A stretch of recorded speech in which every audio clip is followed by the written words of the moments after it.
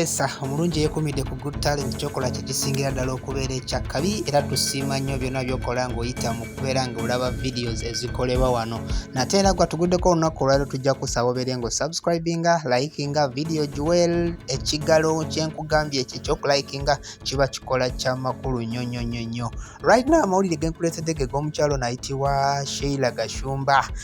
city socialite influencer ate nga of course NBS TV presenter wali eri ku After 5. Yes, Sheila Gashumba last week yagenda mu ggwanga erya Ghana era nga agenze kola ki? Yali agenze ku attendinga African Music Dialogue waneeno nga babeera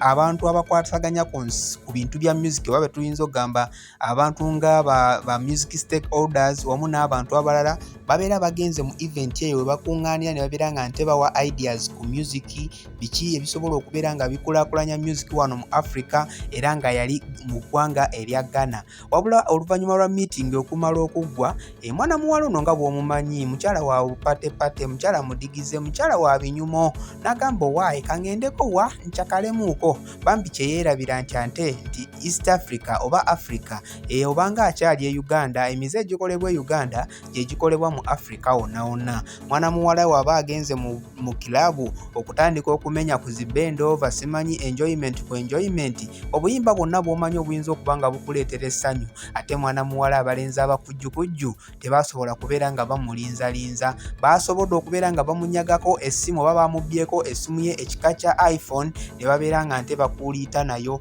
ne babeera nga bamuleka mu nnaku ey'amaanyi. Wabula yafunyewo awo akasimu akatonotono oba akasimu ke yakozesezza n'asobola okubeera nga nte adduka ku mikutu gye egiranga amawulire oba emikutu gye egya social media n'abeera nga nte ayisaayo obubaka n'agamba I lost my iPhone in the club last night. I am not happy about that all cause I'll never lose my phones. Mukyala watunga akabanga bwafiiriddwa iPhone 13 ye bagimubiddeko mu kilabu era nti si musanyufu n'akamu n'akeddagala kubanga bambi tafiirwangako oba tabuzangako oba tabulwangako simu yadde okubeera nga bagimubbako. Kakati mukyala mukulu ono tujjukira bulungi nnyo nti God's plan yavaayo n'abeera nga nte alina ebifaananyi bingi bye yali agambye okubeera nga ata tetumanyi oba Sheila Gashumba ye mu bifaananyi muno bye yali obulamu bwe bwonna talinaamuuko bufaananyi bwa nuduzi buli mu gundi mu bifaananyi bino era nga naye kati wetwogerera mukazi wattu wetwogerera ayinza okuba nga ali mu dduuka era agenze kufuna iPhone 13 endala oba essimu endala yonna ey'ebbeeyi naye kati obweraliikirivu buli nti amasimu gano banaye mubeeramu ebyama bingi eyiyo naawe okimanyi kyova olaba buli kimu wateekawo password buli kyotukonamu password so kakati katusuubire nti essimu ya mwana muwala Sheila Gashumba teriimu date photos nga abalala bwe mukikola kubanga webiba mu ebiri essaawa yonna.